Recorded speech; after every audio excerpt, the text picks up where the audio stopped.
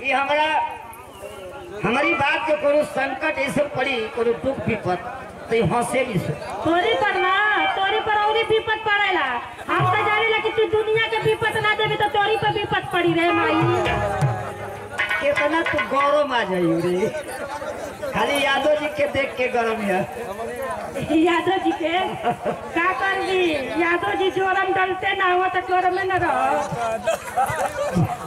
हाँ भैया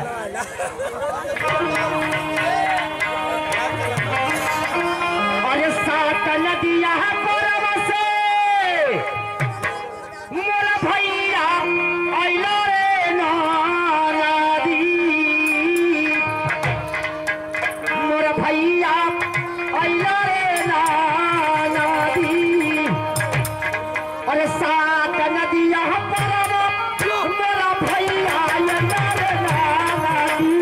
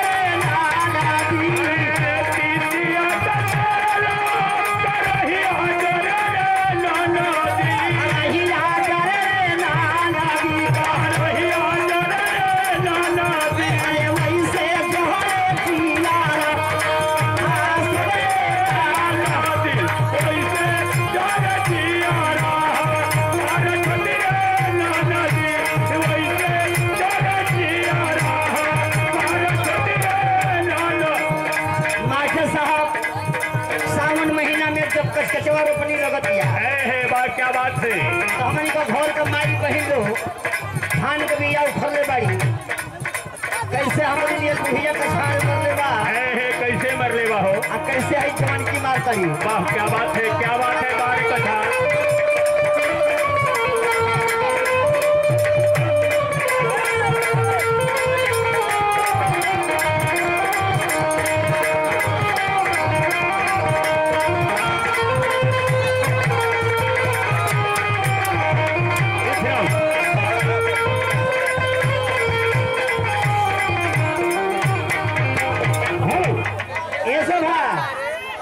तैयार हो गई है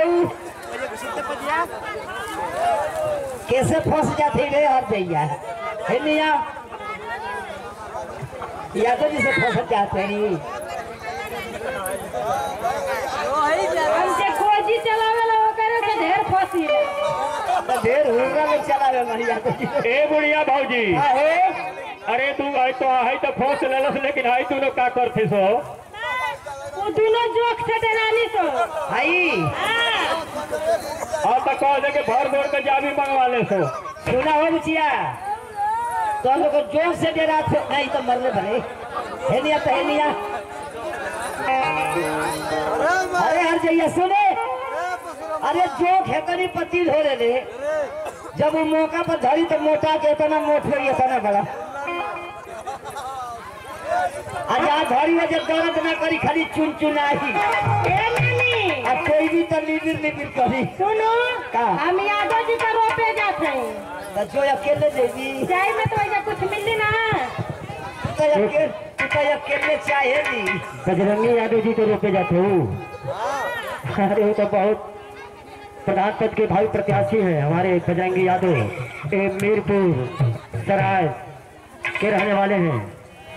मास्टर साहब सावन महीना में मेहरारू अंगड़ाई लेके कमर पर हाथ धोके निकल अरे गए। भाई अंगड़ाई निकले। का हो जाना थी कोई दे यादव जी से कि एक भोरही से उजले लेके अरे फलाना बो जल्दी चलो फलाने को रोपे जाए के हो खाना न बनौनी यादव बोल के लिए खराई बोलबे मरबे ना कहीं ते हर जाइए सिवनवा में का पैदी की खैली रे। कोई दे यादव जी से ना कि हमके हाथ हुई या तनी कूर ले ले आओ। हाँ भैया वही भी नहीं बेकार पहले ए यादव जी ई झूठे हथोटिया गुड़ मांगते हो। हथोटिया गुड़ का जमाना ना हो और तब मोटे मोटे केरा चलल। हाँ सब का यादव जी केरा लेके खिया जब बहुत दुबरा गई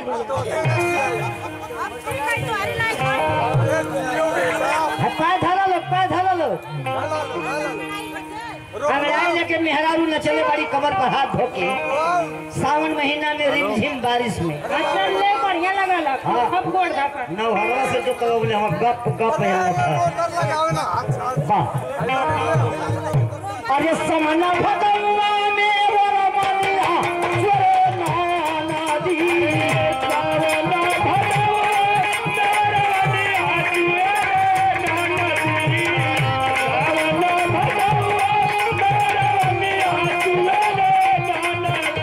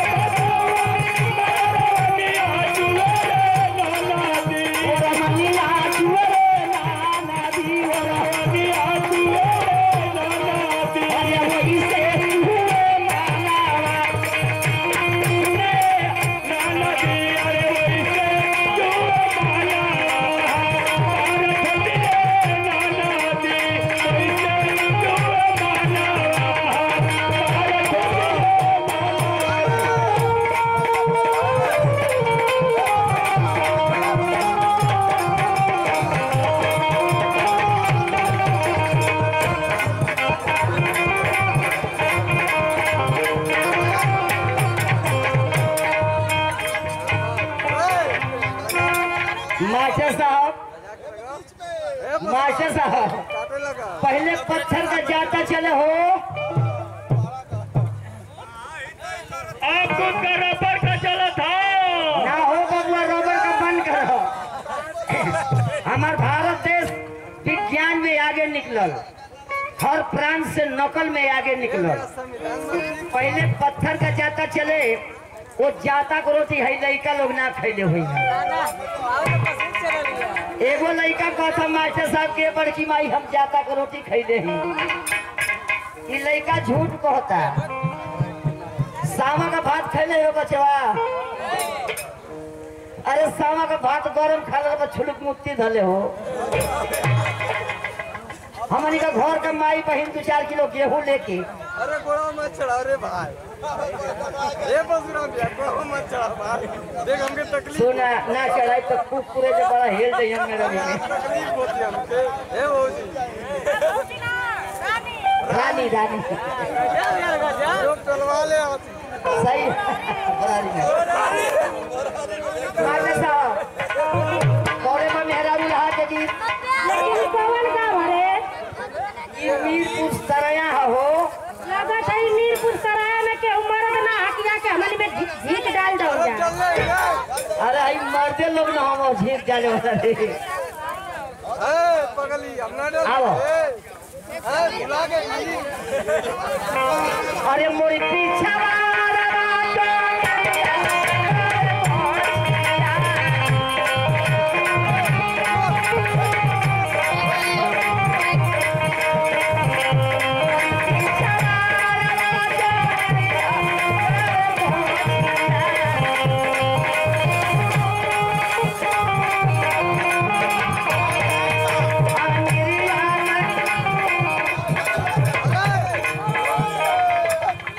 अरे बाप रे बाप का हो या तो बड़ा ही बदमाश जना थी हो चले हमके मैं आ जाइया बाहर जाए तो अंदर आ जाए। बताबो आई धो के चमाड़वा घी चपिया तू बतियाई थी हम तो जाने तू सुरवे का साथ खेलना नहीं करे अरे आई खोल के देखेगी तो धारे वाला धोई न लिया ए हर जाई गरम न होत हो सोई के 1.5 पैसा का गर्मी फूकले हिया। अच्छा ये बता कि तो के बुढ़ौती में इतना गर्मी होता तो जवानी में कितना गर्मी फटले रहलू रे। आ जवानी का बात पूछली तो बताओ थरी जब हम जवान रहली न ऐसा लोग लड़का हमारी उम्र ही कहो गेहूं चोरा के बेच के पैसा वाला लोग दे दे वो काय खातिर नहीं पता न काहे के दे दे लोग हम ले ले क्या बेटा सीधा अरे बाहर चल क्या बेटा आई एगो आई जाता खाली जाता गेहूं मरद में हम सही सभाजी करी के कोई मर्दे नहीं खा अरे मोरी पीछा